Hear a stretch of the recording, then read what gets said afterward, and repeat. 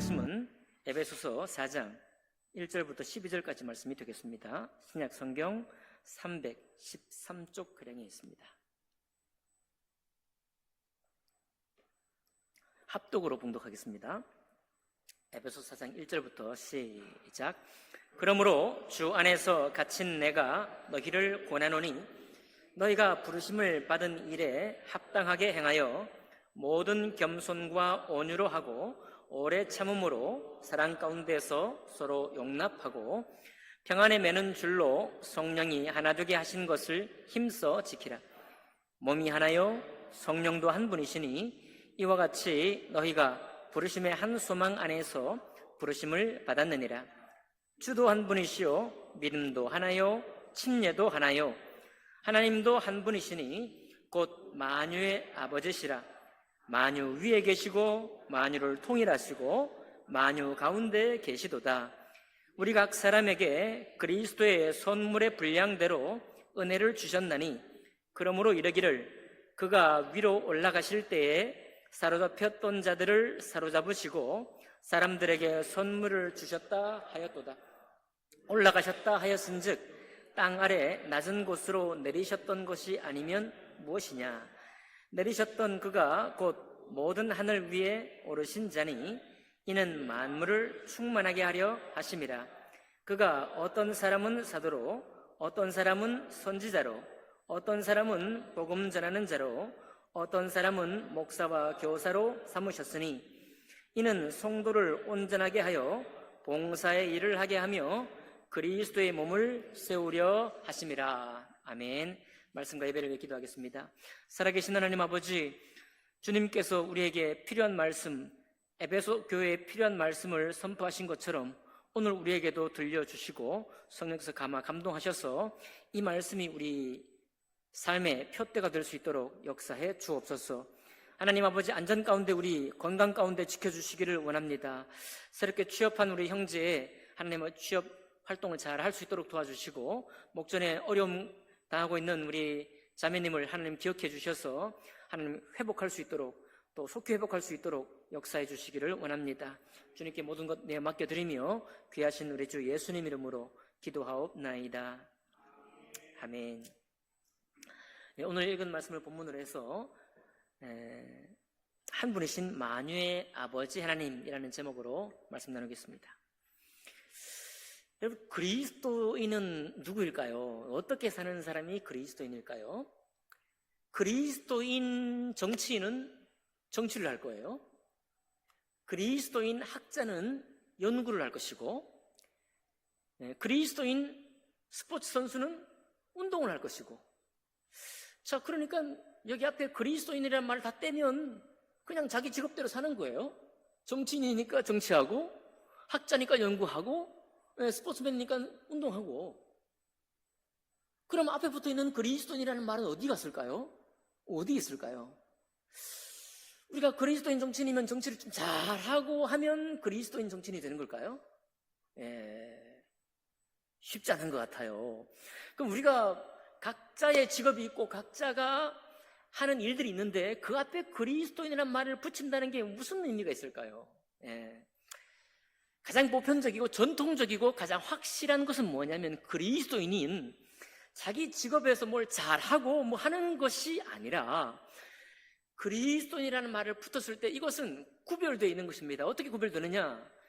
그리스도인 정치인이든 그리스도인 학자든 그리스도인 스포츠맨이든 상관없이 그리스도인이라면 가장 귀한 가치는 뭐냐면 하나님 말씀과 교제하는 거예요. 네.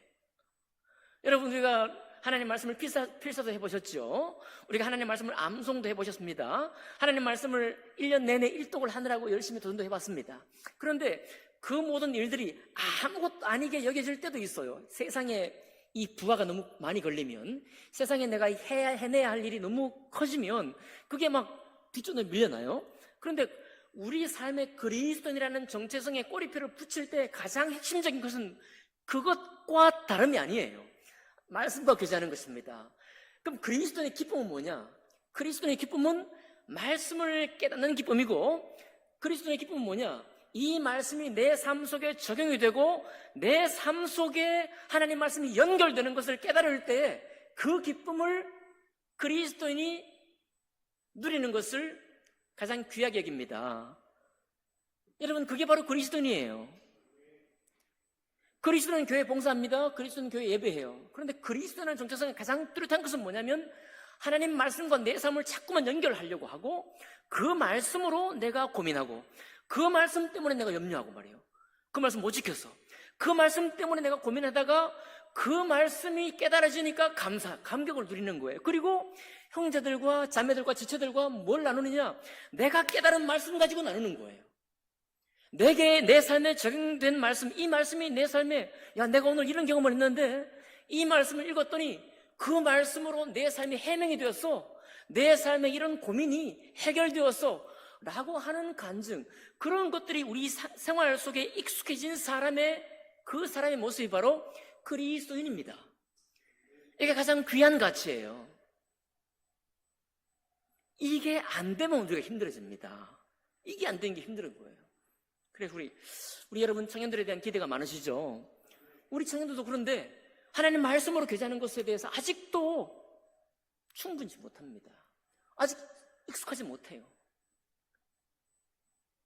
그러면 사회에 도전이 오고요, 내 삶에 도전이 오면 말씀으로 그 사건들을 해석하거나 내 사건이 하나님 말씀에 어떤 말씀으로 이것이 연결되며 하나님 나에게 이 사건을 통해서 어떤 메시지를 전하고 있는가를 깨닫지를 못하는 거예요. 그러면 어떻게 사느냐? 내 마음대로 사는 겁니다. 내 습관대로 사는 거예요. 내가 해온 방식대로 사는 겁니다. 이거는 그리스도인의 방식이 아니에요. 그래서 이것이 너무 귀중한데 우리가 오랫동안 신앙의 습관, 신앙의 길을 이와 같은 길로 만들어 놓지 않으면 참 이게 버겁기도 해요. 참 버겁기도 합니다. 오늘 여러분 에베소 교회에 하시는 하나님 말씀이 바로 신앙생활의 가장 중요한 것, 그리스도인의 가장 중요한 정체, 가장 귀한 습관, 가장 귀한 생활의 태도가 뭐냐? 하나님 말씀으로 사는 겁니다. 그거 얘기하고 있는 거거든요. 자, 잠깐 보겠습니다. 그러므로 주 안에서 갇힌 내가 너희를 권하노니 너희가 부르심을 받은 일에 합당하게 행하라. 자, 부르심을 받은 일에 합당하게 행하래요. 그럼 부르심이 뭐냐면 하나님 말씀 속에서 우리를 불러내는 거거든요. 하나님 말씀 속에서 우리를 무엇하게 부르셨느냐, 무엇하라고 부르셨느냐 이런 얘기입니다. 그럼 그 말씀, 그 은혜 받은 말씀, 그 부름 받은 그 말씀이 나를 이끌어가는 힘이 되고 그 힘을 얻은 채로 그 다음에 하는 게 뭐냐면 모든 겸손과 온유로 오래 참음으로 할 뿐만 아니라 사랑 가운데 서로 용납하고 평안에 매는 줄로 성령이 하나 되게 하신 것을 힘써 지키라, 이런 말씀하는 거예요. 그런데 여기도 문제가 있습니다. 그냥 하나 되는 게 문제가 아니에요. 여러분, 그냥 마냥 하나가 되면 안 됩니다. 그 양궁협회는 선수하고 하나가 됐죠. 양궁협회가 선수를 좋게 만들어주잖아요. 저는 제가 자세히 안 들어봤지만 배드민턴 협회는 현수하고 하나가 돼 있어, 안 돼 있어요? 지금 그냥 뉴스로 보니까. 자, 안 읽어봤습니다. 안 돼 있잖아요. 탁구 또 어디죠? 대한축구협회. 말도 많은 대한축구협회하고 선수하고 하나가 돼 있는 것 같습니까? 안 돼 있는 것 같잖아요. 그러면 좀 문제가 되는 거잖아요. 근데 왜 하나가 안 되느냐? 원칙이 안 맞아요. 원칙이. 그러니까 중심적인 뜻이 안 맞아요. 중심된 뜻이 안 맞으면 하나가 되면 안 돼. 그죠? 하나가 되면 안 되죠. 하나가 될 수 없는 거예요. 그러니까 여기 용납하고 힘써 지키라, 이 말은 뭐냐? 뜻이 하나가 돼야 돼요. 하나님의 부르심 받았다는 그 뜻이, 주님의 부르심에 대한 이 방향이 같은 방향이어야 하나가 되는 그 의미가 있습니다. 근데 이게 하나가 안 되면 하나가 되는 의미가 없어요. 그것을 강조하면서 주님이 말씀하십니다. 몸도 하나요. 이 몸은 무슨 몸이냐? 교회, 그리스도의 몸이죠. 그리스도의 몸은 하나다. 성도들은 많지만 그리스도의 몸은 하나야. 또 성령도 몇 분이에요? 한 분이에요. 이와 같이 너희가 부르심의 한 소망. 자, 부르심의 소망도 몇 개라는 거예요? 하나. 뿐만 아니라 주님도 몇 분? 한 분. 믿음도 한 믿음. 침례도 한 침례. 하나님도 한 분. 이거 사도 바울이 왜 자꾸 얘기하느냐? 교회를 통치하는 권세는, 원래의 권세는, 그 권위는 누가 가지고 있느냐? 하나님 한 분이 가지고 있다는 거예요. 사도 바울이 이 말씀 왜 얘기하겠습니까? 에베소 교회의 문제가 뭐냐? 이방인 그리스도인하고 유대인 그리스도인이 하나가 안 되는 거예요. 제가 수요일 날 늘 말씀드리죠. 유대인들은 자기들은 우선권이 있습니다. 어떻게 보나 우선권이 있는 사람이에요. 이방인은 아무리 뒤지고 봐도 자격에 몇 개가 없어요. 없어. 오직 이 사람들을 하나가 되는 유일한 자격 조건은 예수를 그리스도로 믿느냐밖에 없는 겁니다. 그런데 유대인들은 못마땅한 거죠. 야, 우리는 천년 동안 주님 말씀 때문에 고생하고 이 말씀을 전달하기 위해서 서기관을 시켜서 서기관이 말씀을 암송해서 적고 그 말씀을 수많은 환난 속에서도 이 말씀을 지키려고 애를 써왔는 역사가 있는데 너네는 아무것도 없잖아. 본전 생각이 나는 거예요. 본전 생각이 나는 것입니다. 그러니까 하나가 안 되는 거예요. 그런데 하나님께서 뭐라고 하느냐? 어떻게 하나가 되라고 하느냐? 예수께서 우리를 유대인이든 이방인이든 죄인 되었을 때 불러내셔서 유대인도 죄인, 이방인도 죄인, 그리고 그 죄인 된 자를 불러서 십자가의 보혈을 흘리셔서 화목해 하셔. 죄인들을, 본질상 진노의 자녀인 우리를 십자가로만 화목해 가신 거예요. 하나님 말씀 지킨 나의 내력을 가지고 화목하게 한 게 아니고 나의 성품에 맞는 사람들끼리 화목하게 한 게 아니라 십자가의 도 하나 가지고 하나가 되게 한 거예요. 근데 그 십자가의 도는 누구로부터 왔느냐? 하나님 한 분으로부터 태초부터 계획된 거예요. 태초부터 계획된 그 은혜가 예수 그리스도 한 분 안에서 이루어진 거예요. 그를 믿는 사람들에게는 한 분 성령 안에 같은 영으로 우리에게 오시는 겁니다. 그래서 우리의 모든 자랑이 아무리 많아도 우리에게 있는, 그리스도인 된 우리에게 있는 유일한 자랑은 무엇인가 하면 하나님 한 분이요, 예수 그리스도요, 성령 하나님 한 분이십니다. 그분이 귀한 거예요. 그분이 우리 삶 속에 나타나고 깨달아지고 드러나게 되는 삶이 바로 그리스도인의 삶이라는 겁니다. 자, 그래 말하는 거예요. 6절 보니까 하나님도 한 분이, 자, 주님도 한 분, 믿음도 하나, 심려도 하나, 부르심의 한 소망도 하나, 몸도 하나, 성령도 한 분인데 이 아버지가 한 분인데 이 아버지라고 그래요. 사도 바울의 심령이 지금 얼마나 끓고 있는지 압니다. 지난주에도 말씀드렸지만 아버지라고 그래요. 아버지. 하나님은 아버지라고 합니다. 왜 아버지라고 말해요? 한 식구다 이 말이에요. 성품도 다르고 빛깔도 다르고 능력도 다르고 은사도 다른 우리가 아버지 한 분인, 한 분 아버지. 근데 그 아버지는 만유의 아버지예요. 우리 각자 다른 우리 모두의 아버지예요. 그것도 만유 위에 계셔. 우리가 아버지를 주관하는 게 아니라 아버지 하나님이 우리를 주관해. 우리 각자를. 그리고 만유 위에만 계신 게 아니에요. 하나님은 은혜로우신 위에만 막 권위를 주장하시면서 계신 게 아니라 만유를 통일했대. 만유를 통일했단 말이 원래 원뜻은 뭐냐면 만유를 통하여 있어요. 만유, 모든 만물을 관통해서 하나님이 계셔요. 그러니까 우리 각자가 다 다르잖아요. 각자 성품과 취향이 다르지 않습니까? 각자 능력도 다르고 각자 잘하는 것도 다르고 의견도 달라요. 그런데 그 만유를 통하여 계신 분이 아버지예요. 뿐만 아니라 만유 가운데 원래 원어는 만유 안에예요. 만유 안에, 모든 만물 안에 신이 계신 거예요.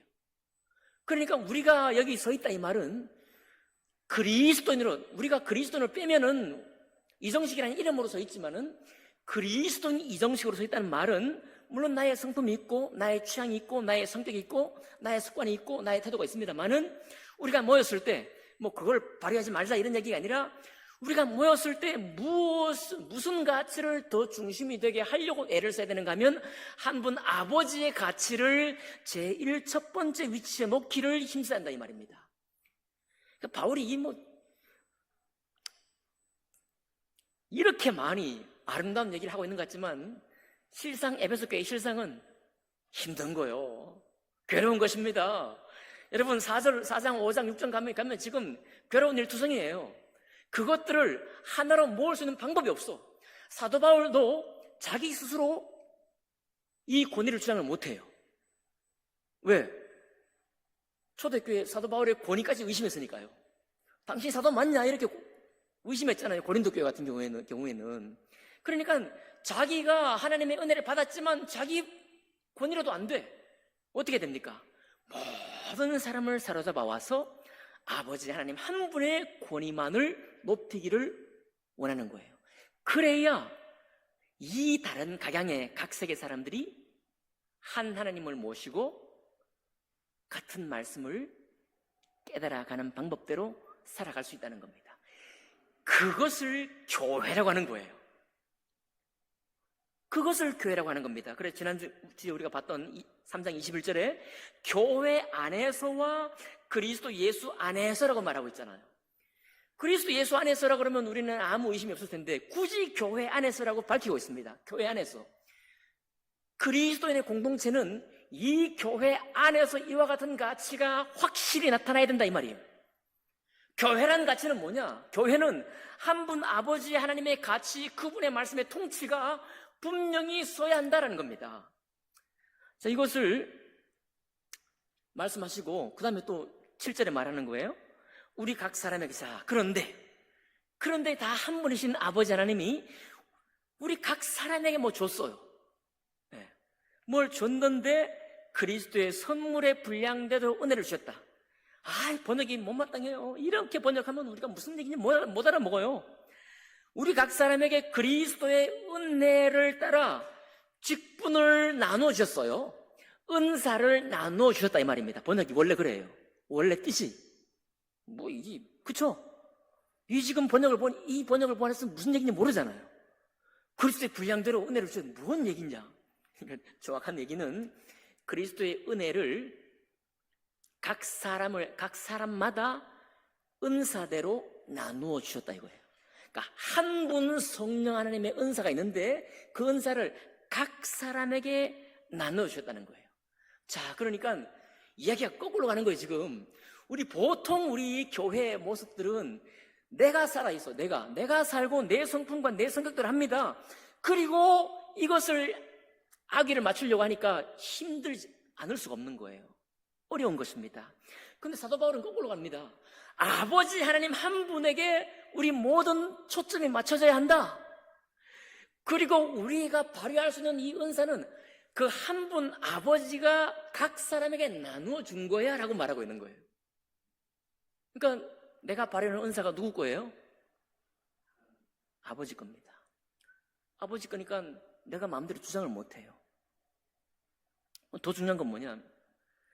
여기 9절 10절은 넘어가겠습니다. 요거는 간단하게 말씀드리면 요거는 시편 68편 18절을 인용하고 있는 건데 여기 8절에 보면 선물을 주셨다고 그러는데 시편 68편 18절에는 선물을 받았다 이렇게 돼 있어요. 네. 옛날 같으면 큰일 날 일입니다. 일자 이렇게 바꾸면 안 되는데 구약 말씀을 신약에서 바꿔버리고 있어요. 받는 거랑 주는 거랑은 완전히 다르잖아요. 그렇죠? 네. 그리스도께서 모세가 시내산 올라가듯이 시내산 올라가니까 사람들이 제물을 바치죠. 하나님은 뭘 내려줍니까? 하나님의 말씀을 내려줬죠. 주는 거하고 사람이 제물을 드리는 거하고 주님이 선물을 주는 거하고가 맞물려 있습니다. 그러니까 바꿔놨어요.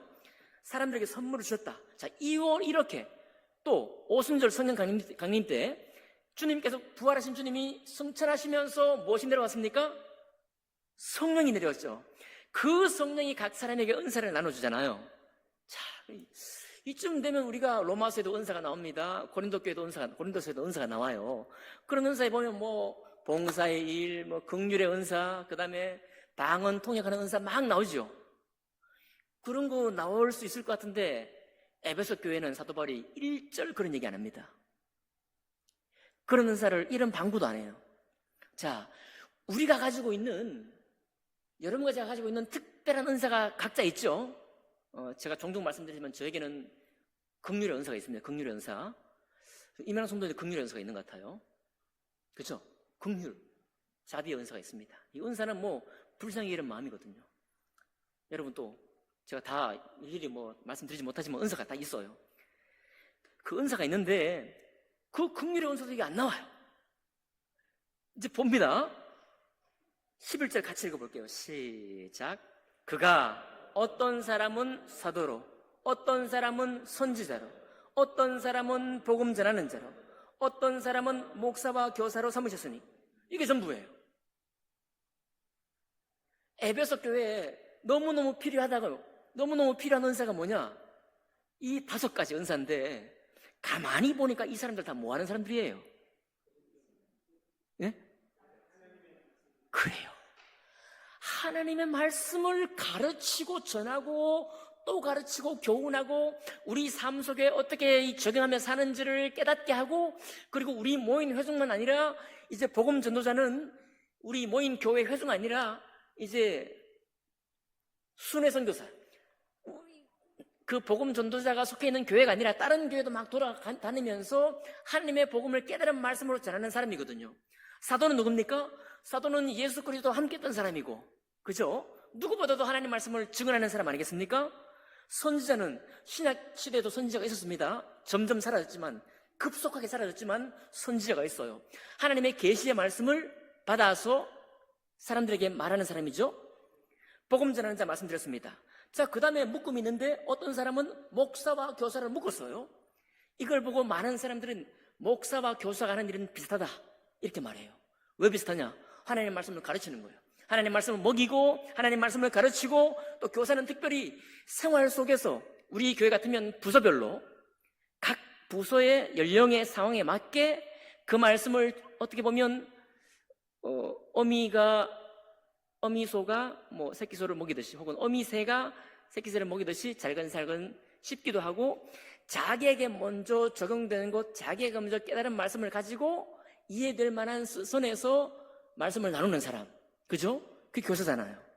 그럼 목사와 교사가, 목사는 약물을 치는 사람이 말씀을 가르치기만 하는 것이 아니라 역시 비슷합니다. 그 사람의 삶 속에서 하나님 말씀이 어떻게 뿌리 내릴 것인지를 생각하고 돕는 사람. 자, 그러니까 사도 바울이 지금 에베소 교회에 하는 말이, 어떤 사람은 사도의 은혜를, 어떤 사람은 선지자로 섬길 은사를, 어떤 사람은 복음을 전하는 은사를, 어떤 사람은 목사로서 약물을 칠 은사를, 어떤 사람은 교사로서 말씀으로 돕고 섬길 은사를 주셨다라고 하고 끝나버려요. 어머, 세상에 이것밖에 은사가 없습니까? 아니죠. 우리가 아는 은사가 많잖아요. 그리고 심지어는 성경의 은사라고 규정하지 않은 것도 우리가 은사라고 생각하잖아요. 그죠? 예를 들어 숫자를 센다든가, 뭐에 박다, 뭐 사리에 박다, 어떤 일에 박다라고 하는 사람들은 다 하나님께로 받은, 창조주 하나님께로 받은 은사를 가진 거예요. 전부 다. 그죠? 근데 거듭난 사람에게, 에베소 교회에게 왜 이 5가지 은사를 딱 말해놓고 끝내버리느냐? 저는 이유는 알 수 없어요. 다만 한 가지 분명한 건 뭐냐면, 에베소 교회야말로 유대인 그리스도인하고 이방인 그리스도인의 하나가 되는 것이 정말 녹록지 않았다라는 사실입니다. 지난주에도 말씀드렸지만 자기 가문으로 나오고, 자기 가문, 자기 경력으로 나오고, 자기가 섬긴 횟수로 나오고, 또 어떤 사람은 목사님과 가까운 어떤 뭐로 나오고, 그럴 수 있잖아요. 하나가 될 수 없는 거예요. 하나가 될 수 없어요. 설령 영향을 교회에 미친다고 해도 교회 처음 가입한 사람들이나 아직 우리들의 섬김의 횟수를 모르는 사람의 눈에는 안 좋게 비칩니다. 안 좋게 비쳐요. 왜? 하나님의 법을 기대하고 자기가 수행할 수 있는 힘은 아무것도 없지만 뭔가 잘 되겠지 하고 왔는데 아닐 수 있잖아요. 그러면 관계가 형성이 안 되는 것입니다. 자, 그래. 여러분, 저희가 우리 목자 여러분, 목자 너무 오랜만에 들으시죠? 우리가 한 5년 동안, 한 6년 동안 목자 막 일주일에 한 번씩 모여서 말씀 나누고 했잖아요. 그리고 한때, 한 6년 전에 우리 각자 한 사람씩 맡아가지고 말씀을 가르치고 양육도 해본 적이 있습니다. 그렇죠? 자, 이제 다시 해야 되는 거예요. 오늘 말씀 보면은 우리가 이제 돌아오는 주부에 광고 드리겠지만 우리 10월 달에 각 부서별 초청할 때 한 사람을 초청합니다. 이거 뭐 대원칙이니까요. 여러분 다 하셔야 돼요. 예외 없습니다. 저도 할 거라니까요. 저도 목사라고 숨지 않겠습니다. 저도 할 거예요. 그러니까 한 사람 초청해서 그날 멋지게 최선을 다해 섬길 준비를 지금 하고 있습니다. 근데 그것도 너무 귀한데 그 다음 스텝이 없어요. 그 다음 스텝이 이제 모였으니까 뭐 토요일에 모이고 주일 오후에 모였으니까 오전 예배 오세요. 이것밖에 안 가지고 있잖아요, 우리가. 이렇게 되면 또 안 된다는 거예요. 그럼 어떻게 되느냐, 여러분. 만약 어떤 분이 왔다고 하면 주일 오전 예배에 함께 연합하기 전에 그 부서에서 말씀을 가르칠 줄 알아야 돼요. 그게 제일 빠른 길입니다. 그리고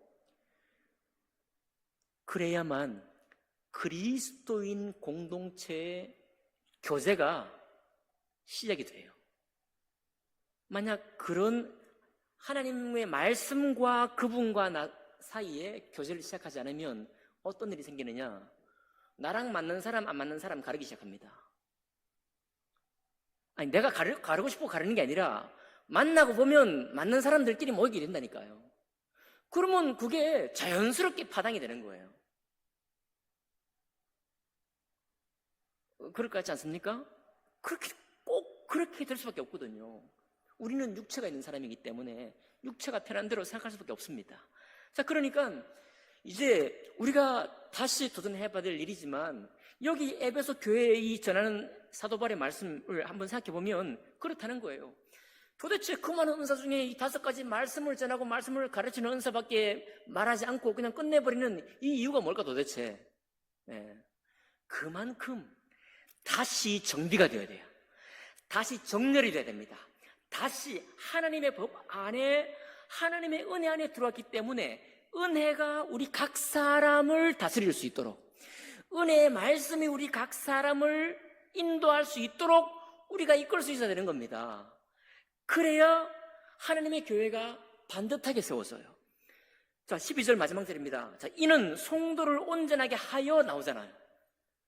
자, 이게 바로 이 말씀을 가지고 서로 나눌 때 그게 바로 성도를 온전하게 하는 겁니다. 이게 바로 뭐냐면 정확하게 1차적으로 이 뜻을 말씀드리면 성도를 준비시켜라는 말이에요. 또는 회복시키라는 말입니다. 자, 세상에서 세상 가치를 가지고 살다가 교회에 왔습니다. 아직 세상 가치밖에 없으면 세상의 습관밖에 없습니다. 그 사람이 은혜 받고자 왔습니다. 그러면 그 사람이 어떻게 되야 되는가 하면 하나님의 가치, 하나님 말씀으로 새로워져야 되잖아요. 그죠?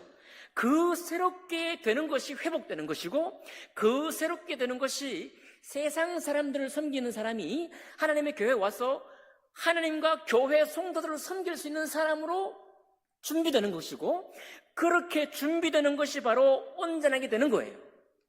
자, 그렇게 온전하게 되도록 도와주어서 하는 일이 바로 봉사의 일을 하게 하는 거예요. 그리고 그리스도의 몸을 세우는 일에 참여하게 하는 것입니다. 어려운 말씀 아니죠? 그래서 구원받고 제가 가끔 말씀드렸지만 1년은 아무 일도 시키지 말아야 된다. 찬양대는 좀 모르겠지만 앞에 서는 건 좋으니까요. 아무 일도 시키지 말고 말씀만 먹고 말씀의 은혜를 받는 쪽으로 말씀과 이 사람이 교제할 수 있도록 자꾸만 이끌어가야 되는 거는 그래야 준비가 되는 거예요.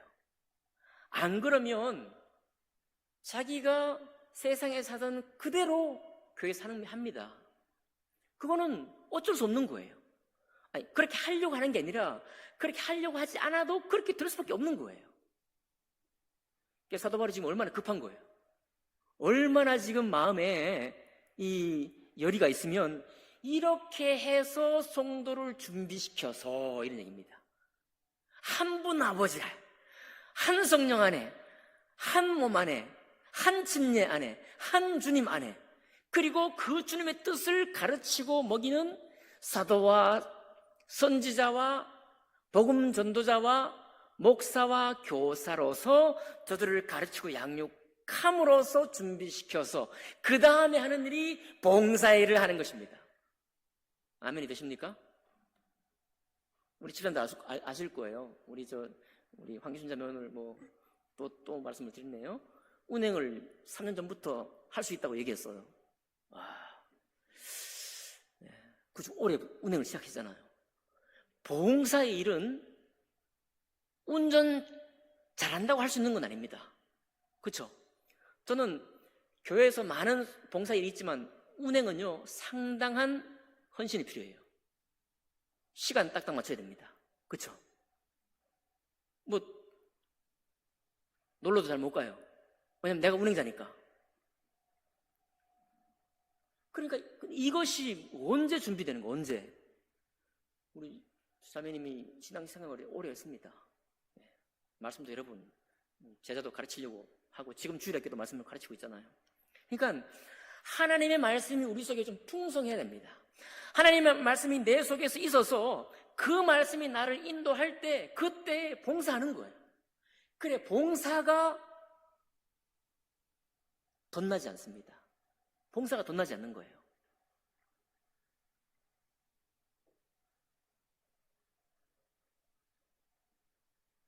여러분에게 권면 드립니다. 이제 우리는 벌써 이제 죄송한데 여러분 다시 말씀을 보고 양육을 준비하고 초급반, 중급반 이런 가르칠 수 있는 공부를 한다는 것 막 원하기엔 참 좀 그러시죠. 그렇지만 그러셔야 합니다. 그러셔야 해요. 우리 인생이 그리스도인들 우리 인생이 아직 20년 더 남았고요.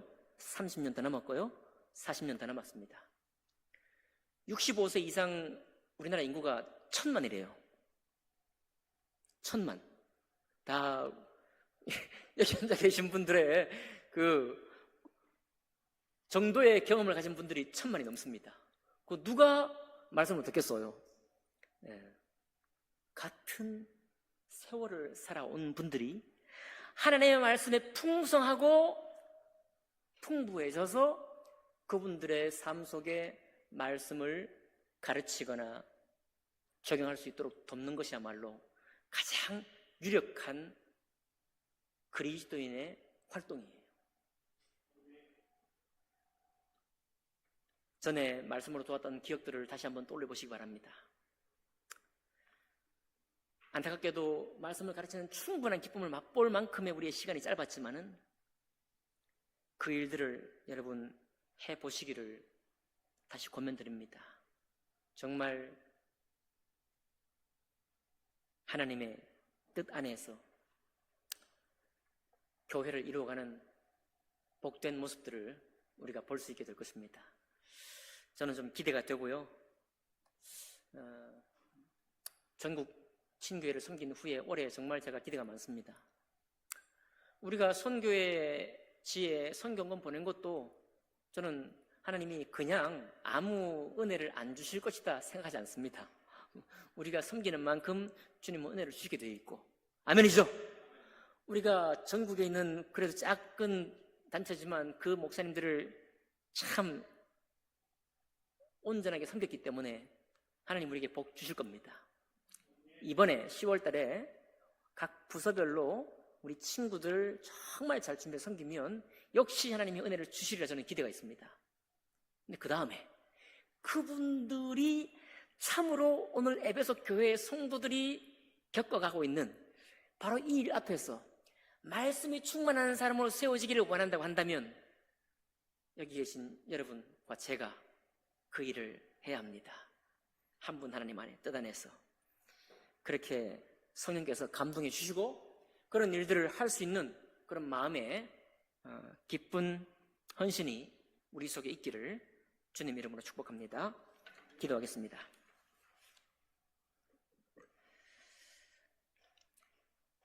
살아계신 하나님 아버지,